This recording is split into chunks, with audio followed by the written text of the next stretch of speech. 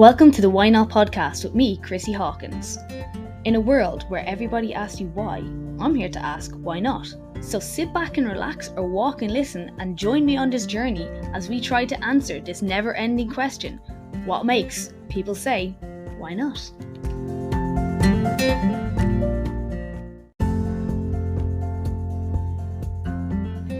Hey guys, so have you ever kind of been confused what you want to do with your career, or maybe you want to level up but you're not quite sure how to do that? So today I actually talked to Laura Bentley, who is a careers coach. So she works with women who are maybe switching career potentially later in life, or even people who have come into a higher role now and they're kind of not sure how to navigate doing that. So we had a really interesting conversation today in relation to changing careers, as she did herself at the start of the pandemic, working in a self-employed role or blended self-employed and working for a company role, and that's what she does now, and she actually really enjoys it. And yeah, all about different mindset blocks that we might come across and what coaching actually is. And it's not all just woo, it can be very helpful if you are struggling with making decisions. So hope you enjoy the episode with Laura Bentley. Hi guys, welcome back to Why Not. So today I have a guest on with me, and this is Laura Bentley. She is a careers coach. So I'm going to actually let Laura tell you all a little bit more about herself. So welcome to the podcast, Laura. How are you? I am very well, thank you. Thanks for having me. It's lovely to be here. So yeah, as you said, I am a careers coach, and my sort of Instagram handle and name is That Balanced Life Coach. And the reason that's sort of important is because I work with women to make change in their career or to find more confidence in their career journey, but in a way that feels balanced and in line with everything else that's going on with their life. So I tend to work with women in their 40s, or who have recently become leaders, or who are returning to work after a break, such as maternity leave or other sort of breaks from work. So the balance element of it has been really important to me throughout the time that I've been doing this. Yeah, no, that's really true. How did you get into this originally? So I have been on a bit of a journey, a very X Factor way. So I was working for a company for around 15 years, a travel company, and I had moved into the learning and development team about 6 years ago. And I was really loving it. And I did my coaching qualification at work, and I was working with managers, coaching them on personal development. And then when COVID came along, I took voluntary redundancy because the travel industry was obviously very badly affected by COVID. And I thought, this is my opportunity. I will take the voluntary redundancy and I'll start my own business. And so I did that in June of 2020. Some would say it's not a great time to start your own business, but it was a good opportunity. And I learned so much. And I also learned over that time till today that being self-employed wasn't necessarily what I had always dreamed and wanted. I actually quite liked the structure of being in an organization and the opportunities that afforded. So then in August last year, I took on a job. So I'm part-time working in learning and development for a telecommunications company and part-time working in my own business. And actually the two align really closely. There's lots of crossover. So for me, it now feels like it's the perfect balance, ironically, of blending those two worlds, and also showing other people that it is possible. You don't have to be just one thing. You can, if you get it right, if you get the balance right and you find what it is you love, you can actually blend careers quite easily. Yeah, that's really interesting, especially because you talked about balance and the fact that you, in a way, have two jobs. And how does that work, like working the two different? I know you've got crossover in the stuff, but structuring, say, your day for want of, Yeah. So I'm quite organized with the time. So I do my hours, contracted hours, as per, the normal 4-day week, but that's got a lot of flexibility in it as well. And then I concentrate on my business in the evenings and on Fridays in particular. But I don't do it in a way that feels draining. I don't do it in a way that feels like there's too much. I'm working too much. And I just think I've got quite good boundaries around managing that time. I've taken the pressure off the business a little bit at the moment, because my focus is slightly elsewhere, but I'm also kind of allowing myself that to be whatever it is. So I'm just not putting too much pressure on either thing at the moment. And actually that's working out really well. That's really interesting. Do you find that other women would struggle to do things like that?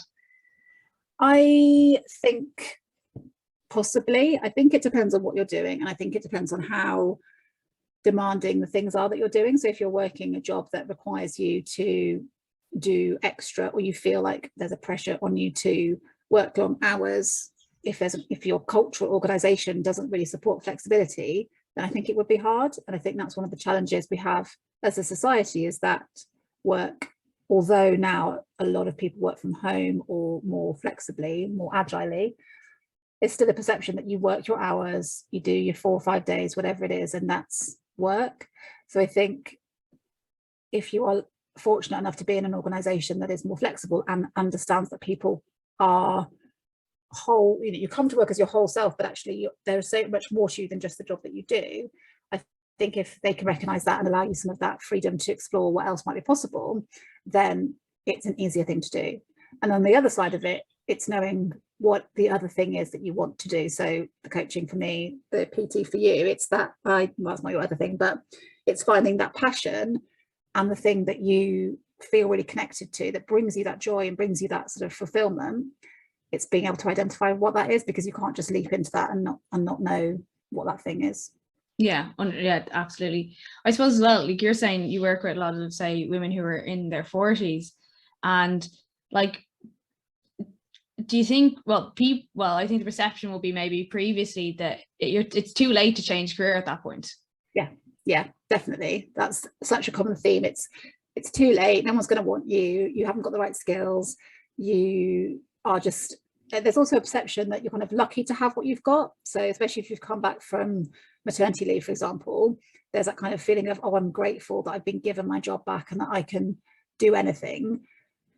So I'm lucky to have a job. And so it's that idea that perhaps you're not good enough to do something else. And also the fear of the unknown, like you might be quite safe and secure in the job that you've got. And I definitely felt this when I left. It was that idea that I know what I'm doing, it ticks the boxes, it's good enough, it pays the bills, but it's not really fulfilling me, it's not stretching me, it's not challenging me. But there's always a tipping point, isn't there, where that fear becomes either it holds you back and you don't go for it, or it pushes you forward and you think, right, I'm going to make that change. And that's where I can help people, is to support them, because change is always so tricky and there's always so much to navigate. It's always good to have someone there to be there with you to do that. And what helped you make the jump initially?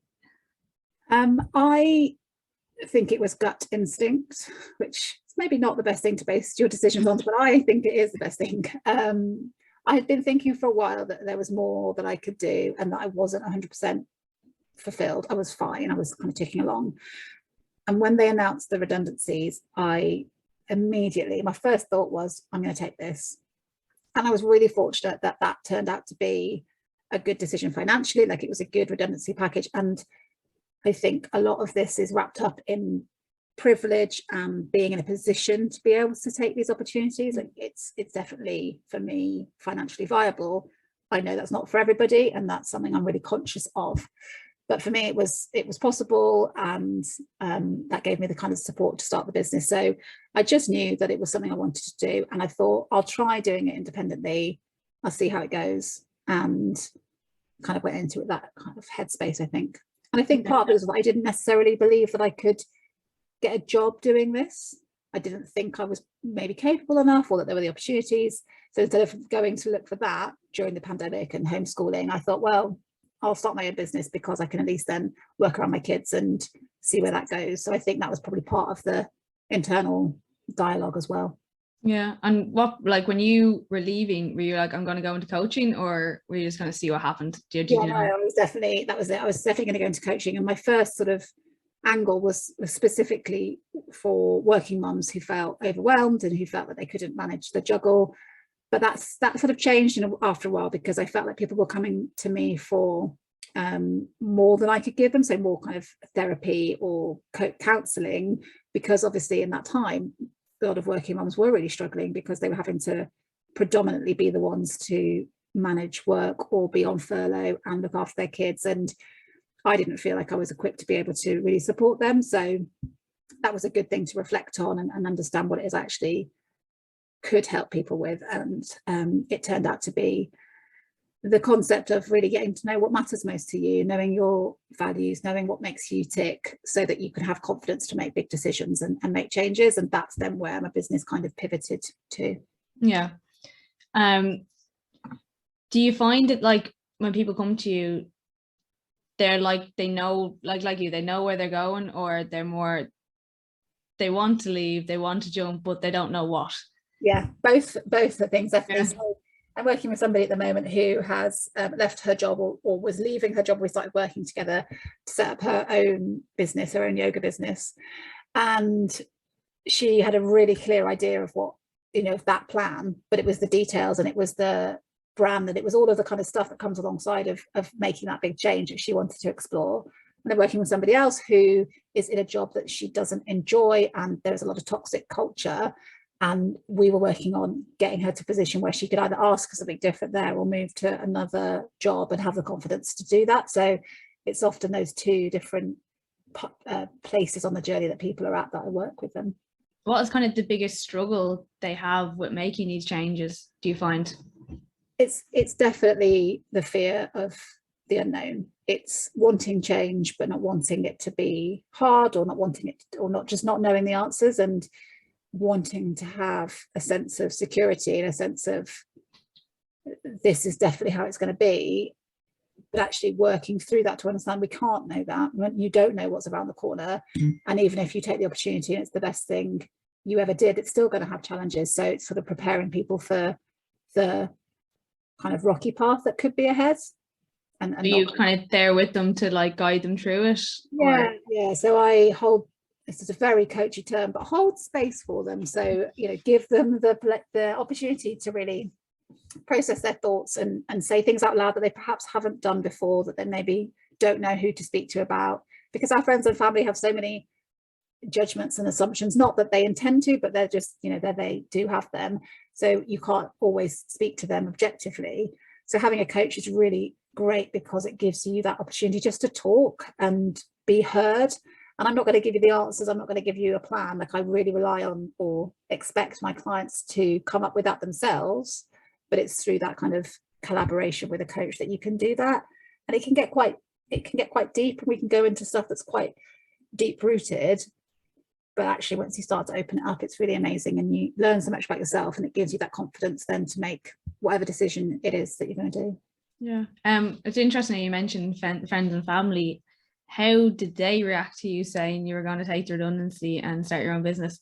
Yeah, so my husband also works where I used to work, and his first reaction was, it's not a good idea, you shouldn't do it because it's a risky time. And he didn't think that I would be resilient enough to cope with like the rejection of not getting clients or taking a long time to get going. But then I talked him round, and he totally was on board with it. And I think other people were really excited, actually. They thought it would be a really good idea and a good fit because of what I'd already been doing. So I think it felt like that made sense. And I had a lot of support from people, which was great. I think my parents are a bit like, what are you doing? This doesn't make any sense. But they since have understood it as well. And then when I decided to then take the other job, as well as this one, actually people were saying, no, you shouldn't do that. You've got to stick to what you... Why would you now move into something, go back into like corporate? So actually having to explain what worked for me and what worked for us as a family, that was the most important thing, because the other part of it is is that my oldest son is autistic, and we only recently found this out a couple of months ago. But for him, knowing the structure and knowing what to expect actually has been really, really helpful. And so there was part of it that we kind of needed a bit more of that reliability just to make family life work. So I think you have to take a holistic view of everything. You can't just take one thing in isolation. Yeah, no, I think you make a really good point there, because I do think people do tend to be very black and white. Like, you're either doing a business or you're doing that, and it's like you can't do both almost. Yeah. But I think a lot of self-employed people realize you kind of can. Yeah, exactly. And if it pays the bills or it makes you happy, or both, then it's fine. It doesn't really matter what other people think. Yeah. How would you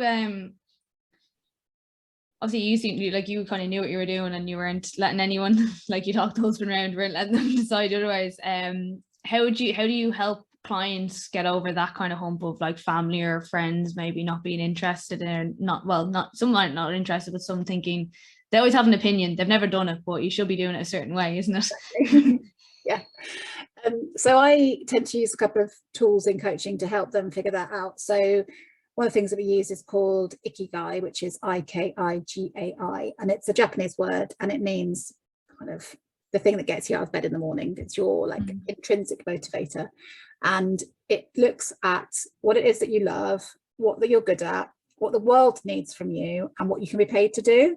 Those 4 elements. And the idea is once you've figured all of that out, it gives you that kind of sense of purpose that you need to be confident in your decisions. And so I work with clients to explore that and to get them to really think about those things, to then be able to say to somebody, no, I know the reasons why I'm doing this, and I can tell you. It's not that you have to justify, but you can feel more confident in them. And of that area, I find that of that tool that I use, the Ikigai model, the question around what it is that you're good at is the question that people struggle with by far the most that I work with. And it's a real eye-opener for them to actually articulate their strengths and what they're good at, because it's just not something that they're comfortable doing, or they have done before, or they think that they might be wrong. Like, you know yourself, but you think, oh, I can't say that I'm good at this because somebody will say that I'm not. And it's that kind of imposter syndrome that we hear so much about. So it's getting people to really tell me what their strengths are, and they hate it. Some people hate it. They're like, I can't tell you. But once they get going, it's just really satisfying for them, because they can genuinely see what value they bring to whatever it is they're going to be doing, and all of their experiences and all of the things that have made them into the person and where they are today. So it's a good reflection as well. And do you find women would struggle with that more than men? I know you only work with women, but do you think looking at it on a... Yeah, so I have worked with men in the past, and there's been a few more recently as well. I think on the surface, it's easier for men to say that what they're good at. I think that they, in my experience, they don't tend to go so deep at the beginning. They can just go, I'm good at this, this, and this. And they don't always attach any meaning to that. So whereas women would kind of second guess what she's good at, a man wouldn't as much. As you said, like, it's very binary, and there isn't just the 2 genders, and there's all of that wrapped up in this. But I think that generally, men find it a little bit easier. They may still feel like, they definitely still feel that lack of confidence and the imposter syndrome, and that sort of self-belief isn't always there, but I think they can bring to the surface a bit quicker those things that they are good at. Yeah, they can be a little bit better at fronting up, maybe. Yeah, exactly. They're not so worried about someone saying, no, you're not that good at that. And even if someone said to them, you're not good at that, they probably wouldn't take it so personally. Like, I think women can tend to take feedback more personally. Yeah. I think you're right in that one. No offense to women. I think as well, there's such a societal thing in that, isn't there? Like, how we think traditionally men should be, women should be. Men are also struggling under this whole perception of what a man is, and how you should feel, and what you can and can't do. And although that's shifting, and we're moving away from that kind of toxic masculinity, there is still a lot of stuff that's just in our subconscious that we don't even know we're thinking until it's affecting something. Yeah, absolutely. Can I ask you a question as well, because you obviously work with people on their physical self rather than, as well as got the mental side of it, but do you notice the difference between how your female clients are and your male PT clients are? Yeah. I suppose a lot of people come into the fitness industry with a similar goal if they want to lose weight, but women tend to beat themselves up more about it. Lads, it seems like they go to the class and they go home or whatever, whereas the girls would be like, oh, I did this, and I know that was bad, and I'm like, it's not bad. But I feel like, a little bit hard on themselves. Yeah, but even like the lads can be very nervous and quiet as well, like when they come in, like, people starting out, unless they're coming in with a friend, tend to be quite quiet, so I will always put them with like a chatty person, and it helps them bring them out. But you get it with the guys as well, like they can be they tend to be quite quiet, or they'll make kind of smart things, but they won't say too much, you know. Yeah, definitely. Yeah, but they put the lads with the lads, and then they make friends as well, and they're grand. That's interesting. There is you see some similar trends with them, but yeah, I suppose I think girls are just more vocal about it. Yeah, yeah. The lads, that comes to a bit to like the whole toxic masculinity as well. Like, you know, they don't share their feelings. Yeah, no, I totally get that. Yeah, it's a big thing, isn't it? There's a lot wrapped up in it. Yeah, there is, absolutely. You were talking as well about how you work with people who are transitioning into like leadership roles. Yeah. How does that work? How do you find they find it harder? Yeah, so it's a similar sort of thing, really. It's the concept of do you know yourself? Do you know what kind of leader you want to be? Do you have that kind of, do you know what attributes you want to bring? But also being authentic to yourself. And I think that, again, it's perception. If you think of a leader, typically you might think of somebody in a suit, somebody quite corporate, somebody older, somebody white, somebody male. Like, these are the kind of stereotypes that we have. And so if you're an emerging leader, whether you're male or female, you might have that stereotype and not feel like you live up to it. And so it's working on your own perception of yourself, but also, you know, what ideas you have about what it means to be a leader. And actually it's the attributes you bring, not any of that other stuff. And a lot of attributes that typical leaders have, or traditional CEOs and from, you know, days gone by, might be quite dominating, might be quite assertive, might be quite powerful, confrontational. And as more women come into leadership, not all women are like that, some women are, but it's about how are you as an individual, and what qualities can you bring that are going to have the biggest impact on your teams. That might be vulnerability, that might be empathy, it might be empowering others, it might be leading by example, or being a great role model, or, you know, working a flexible working week rather than being there, you know, all the time. So it's about allowing them to connect with what it is that they're bringing and trusting that is enough. And it's really difficult, and we all struggle to maintain that because we get riddled with self-doubt. We all do, from whatever level that we're at. So yeah, working with them to unlock that and explore it a little bit. Yeah, I suppose as well, well, I don't know from reading more stuff, because I've never really been, I suppose, in a leadership role, but how you come off can be perceived, the same sentence from a woman to a man can be perceived very differently. Yeah, so definitely. Yeah, language plays a big part, and how we just interpret things. And you can overthink it, you can overthink everything, can't you? You can worry about what someone's thinking about you, or how something you've said has landed. And we are all guilty of that, and we can overthink and ruminate on that for ages. But trying to put that to one side and then move forward from it, and go on to the next thing, learn from it, or take what you need from it and then go to the next thing. Yeah, that really makes sense. And do you get many people coming in, like, who are, say, moving up into those roles that feel like they need to be coached, or yeah, you shouldn't need to be, but like want to be? Yeah. Yeah, so I think the majority of my clients are currently those changing career, back into work, but now starting to see more who are, yeah, those emerging leaders. So, and my day job, I suppose, my other job, that there are more there, and that's something that I'm going to be doing more work with. A bit of a need there to coach some of those people, which is a great opportunity. Yeah, that's brilliant. I think as well, I don't know, but previously maybe, say, roles like this, like coaching and stuff like that, would have been thought of maybe a little bit airy-fairy. Yeah. Do you find more people are coming around to it now and thinking like, no, this actually helps, this is not just a, you know, say affirmations, you'll be fine. Affirmation in the coaching world.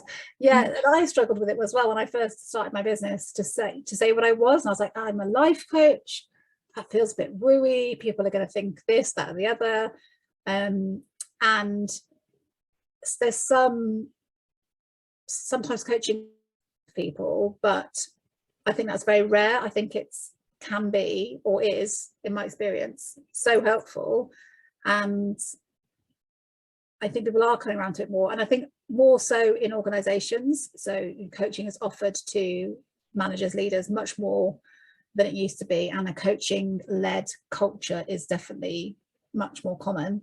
But I think that life coaching isn't as popular or as well known as it is, like, say, in the States, where that's quite a common thing.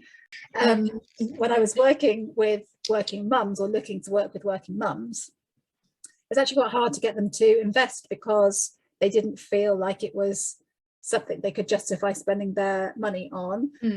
And they couldn't always see the most tangible benefits, or their partners couldn't see it as a tangible benefit. So they were less willing to part with their money than somebody perhaps who is doing it for a different reason. So I think there's still a perception in the kind of more life coaching area that it's, you know, what's it going to bring you? Actually, if you have the coaching, you'd see that it would transform a lot of your thinking, and it would make everything a lot easier, and it gives you a lot of tools to be able to use when things are hard. But I still think it's less popular. Yeah, absolutely. I think, there's definitely, over this side of the, like, UK and Ireland kind of thing, it's like, what would you be doing that for? What are you at? Like, even going to the likes of therapy is still, well, I don't know, in the UK and Ireland it's still semi-stigmatized, I think. But, like, I suppose we're told not to talk. Just bottle it down, you'll be fine. Nothing ever good came from that. No. Yeah, I think there is still a stigma and around mental health generally, and being able to say that you're not coping, or things are tough.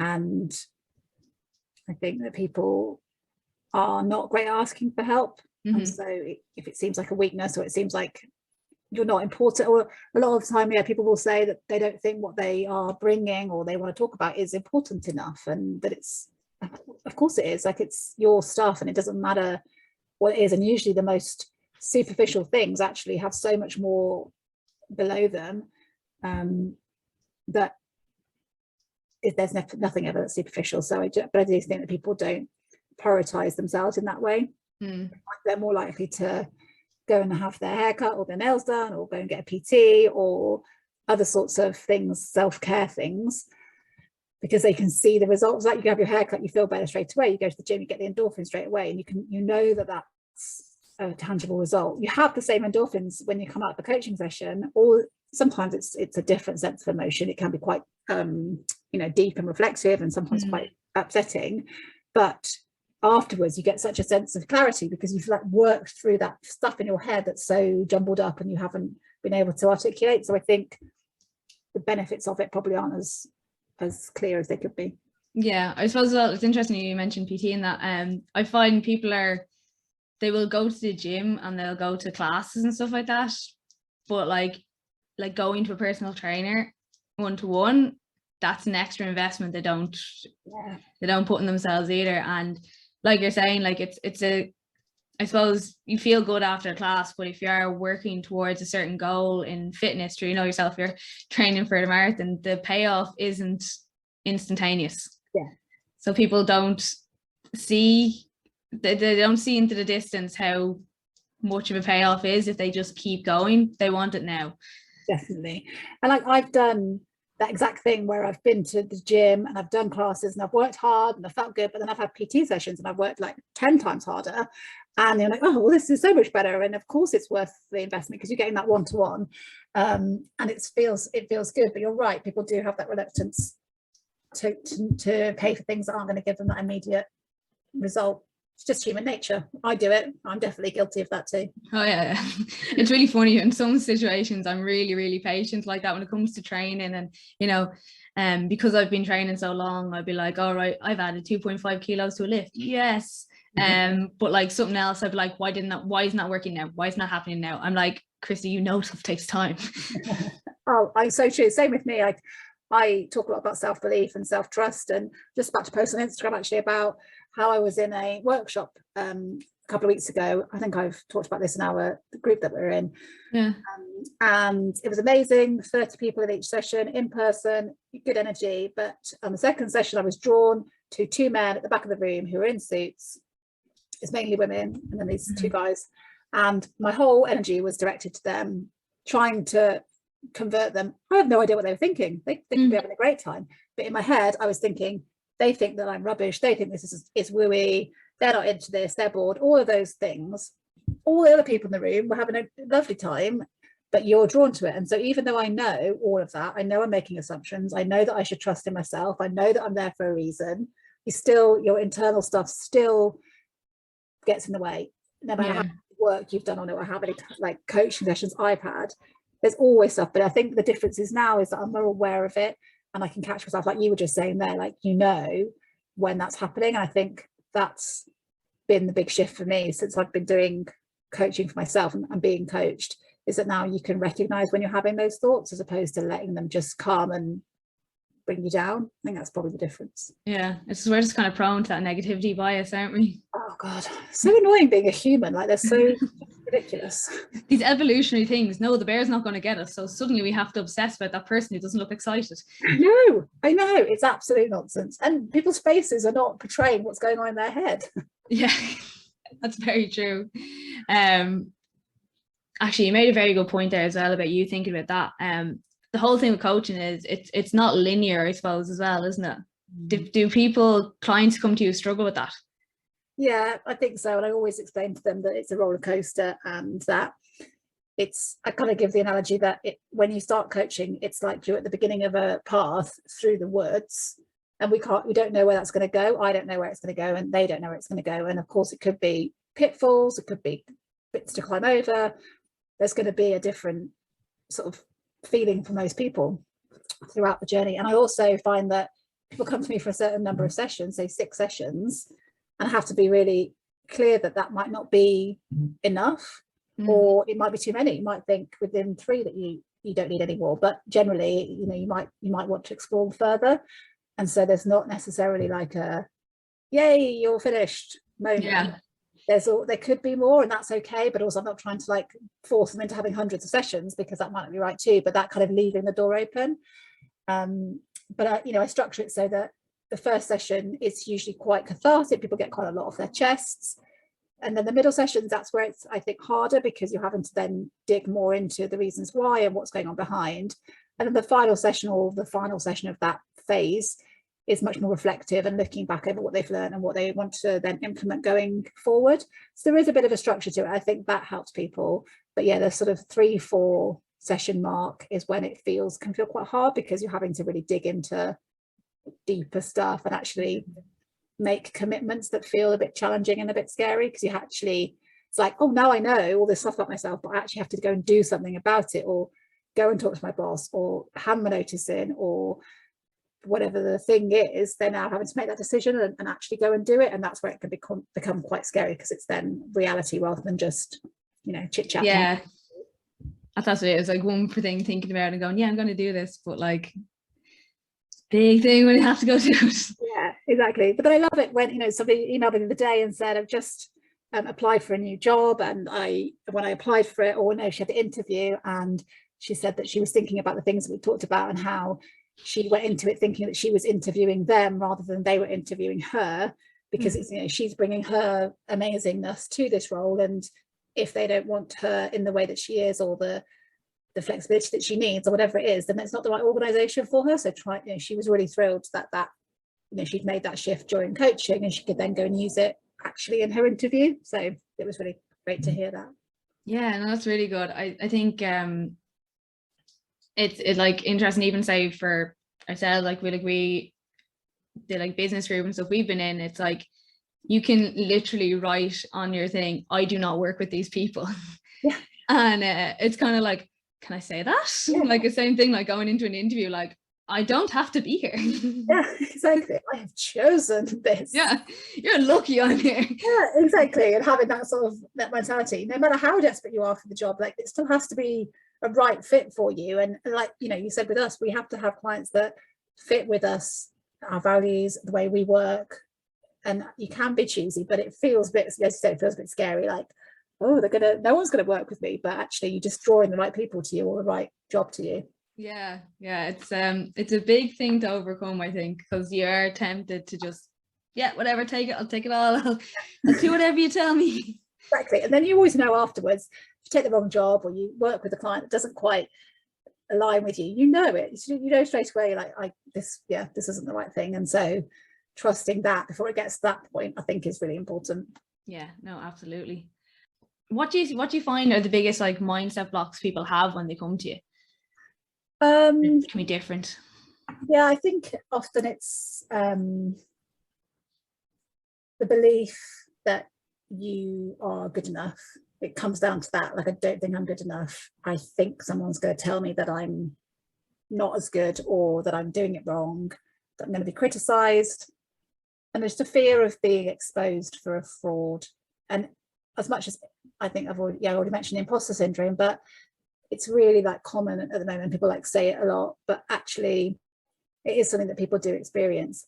And I think working out whether you actually can't do something or think you can't do something is quite important, because we're always learning. When I started this job back in August, I felt like a huge imposter because there was so many things I'd never done before. I actually had to reframe that as, of course I don't know this, I've not done this before, or this is a new environment, and actually recognizing this is a gap I need to fill, or a skill I need to learn, or experience I need to get. That's okay. It's okay to not be the best at something when you first start doing it, and accepting that you will feel like that when you start something new, because you just naturally will. But that doesn't make you an imposter, doesn't mean you shouldn't be there. It's just that you haven't done the thing yet. So I think getting quite clear on, what you're making it mean and what's true and what's not, that can be really important to help people overcome that kind of fear that they're not good enough. Yeah, no, you're right. I've said this before because I get that a lot as well in the gym. Like, people come up to me, oh, I'm not very good at that, and I'm like, yeah, but you haven't been doing it. Yeah, done it. It's that growth mindset. It's like you haven't yet. Like, yeah. Still opportunity. And I think that's the thing. We're talking about values, and one of my values is action, and it's because I want people to try and to give it a go, and for me as well, like, I'm always trying to do new things and learn new things. And I find it very difficult when people have fixed mindsets, which they think, well, I'm done, I'm with a finished article, I can't learn anymore, you can't teach me anything else, or I can't do it because I've never done it. I find that hard, because I believe that you can, and that you just have to be open to the possibility. I mean, yes, I would find doing like a, I don't know, maths degree level paper very tricky, and I don't think I would be able to do it at the moment. But I think if I studied, then perhaps, I could probably do it eventually. But I really believe in growth and new opportunities, and I think that is what's really important to me. Yeah, especially if something you're interested in, why not like try and do something? Because I'd be like, I tried to like learn a lot as well, but I'm also very much like, if I don't like something, I'm not doing it. So like, when I was living at home, my dad would be like, must teach you how to do the garden. No, I know how to do it, don't want to do it. Not interested. Yeah, like, so stuff like that. Like, if it's something that I literally have no interest in now, I'm like, I'm not going to try. Yeah, well, I suppose it's where you want to spend your energy, and it's about your boundaries, isn't it, and what's important to you. And so that's, I think, as important. It's knowing what is the right thing for you. Exactly. Yeah. Do you find as well, like, getting to that balance? How do you have gone through loads of times where you were completely out of balance to find yourself back in it? Yeah, definitely. I always think that you're never balanced. There's always pressure either way. And actually, that kind of work-life balance is a bit of a myth. Like, we're always being pulled in one direction, and probably too many directions. And I am very much a person that says yes to things more than no, and that's not always the best thing, because they become overwhelmed and busy. So I have felt very overwhelmed at times, and that manifests itself in poor mental health, and not being able to do the things that I enjoy to get me back on the even keel. And so I think taking that time to really think about what you can say no to, what you can turn down, what you don't have to do, to give yourself a bit of breathing room. We say yes to so much, filling the time because we feel like we have to, or we're going to miss out, or someone expects us to do something. So learning to say no a bit more has been a good way for me to get things back in balance. Also, I'm terrible at future planning, so I just think, oh, I've got loads of weekends free in August, and then I fill them all up, and then I get to August and I think, oh, now I'm really, really busy, so I need to be a bit better at like forward planning and not and kind of protecting my time a little bit more. But yeah, I've never been good at that.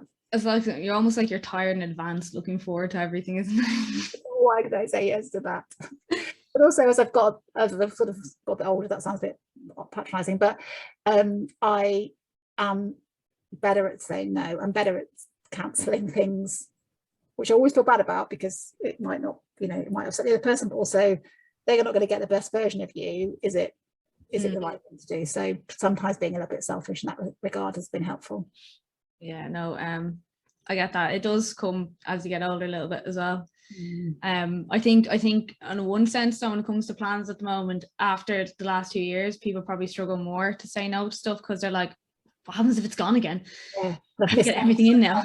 Yeah, they've missed out on so much of everything, and my kids have missed out on so much. I want to like fill their time with loads of things, but actually that's really exhausting for them as well. So just, my mum said the other day, you're so busy all the time. I was like, yeah, I know. And then they need to recognize that that's time of the life, like with little kids and work, we are busy, but does it always need to be that way? That's the question. Yeah. Ask myself a bit more. Do you find this is something that like say the whole saying no and setting boundaries, do you think women struggle with that more than men, especially when they've got families and stuff like that? Yeah, I think so. I think out of my friendship groups, the mums do most of the planning and organising, and I don't see that as much in my husband's friendship groups, and they don't, I don't know, they just don't take that on quite as much. And I think they'll say no to things more regularly. But I don't know, I think maybe, I don't think I can answer that. I don't know really whether. When you say planning, yeah, a lot of the time it does fall on the women. You can't trust lads half the time. Oh, I know. I think there's an element of control there as well, because it's a vicious cycle. If you are used to being the one that plans and organizes and knows what day of the week something's happening on, and if you don't do it, it won't happen.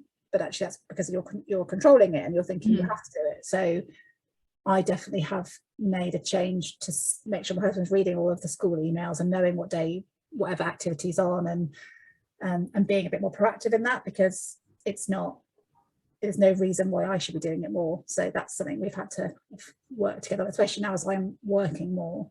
Yeah, it has to become more equal, but it is a challenge. I think a lot of families feel that.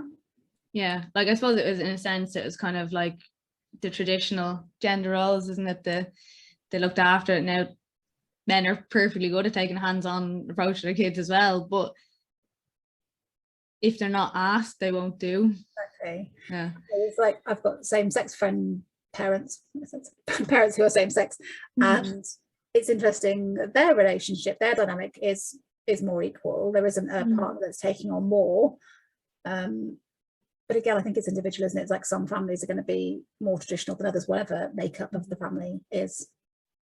Yeah, I think more often than not, if you just said it to them, it'll be fine. It's just like that, you have the control, you're kind of afraid what will happen, or even like sometimes, like, and that's not just women, this is just anything, like, you build it up too much in your head, don't you, before even saying anything. Okay. And also there's just habit, like you're used to doing it a certain way. It takes more effort to do it a different way, so you just carry on with it, even if it's not perfect or actually causing you stress. You just kind of carry the habit. Yeah, that's true, actually. Yeah, so I think that is most of what I have got to ask you today. However, I do ask one question that I say at the end of the podcast to every guest. This is actually going to be normally for people it's a really left field question, but for you probably not so much, just because what you work in. But it is, what is the best advice that you've ever gotten? Best advice I've ever gotten is, you are exactly where you need to be. And for that, I mean, I've always, was always putting pressure on myself to be better, go further, go harder. And actually, you're exactly where you need to be. It means you're doing okay. You just need to, carry on as you are. And that really, really helped me. Yeah, that's really nice, actually. It's really, really good, actually. So simple as well. Yeah, really simple one. Yeah. No, I love that. But yeah, so thank you for coming on today. Before you go, can you let everybody know where they can find you? You can find me on my website, which is thatbalancelifecoaching.com, or you can find me on Instagram at thatbalancedlifecoach, and LinkedIn. They're all the same. Anything with That Balanced Life Coach, you will find anything with that. That's me. Yeah, brilliant. And guys, as ever, you can find me on Instagram and TikTok. It's Chrissy H Fitness, and my website is www.chrissyhawkins.com. I just want to say thanks again for joining us today, Laura. I really do appreciate everybody who listens to this podcast. So if you please could help me with the algorithm and leave a review on Apple Podcasts or Spotify. And even, if you want to reach out and suggest topics for me, I'd be delighted to hear from you. Drop me a DM on Instagram or TikTok. And thanks again for listening.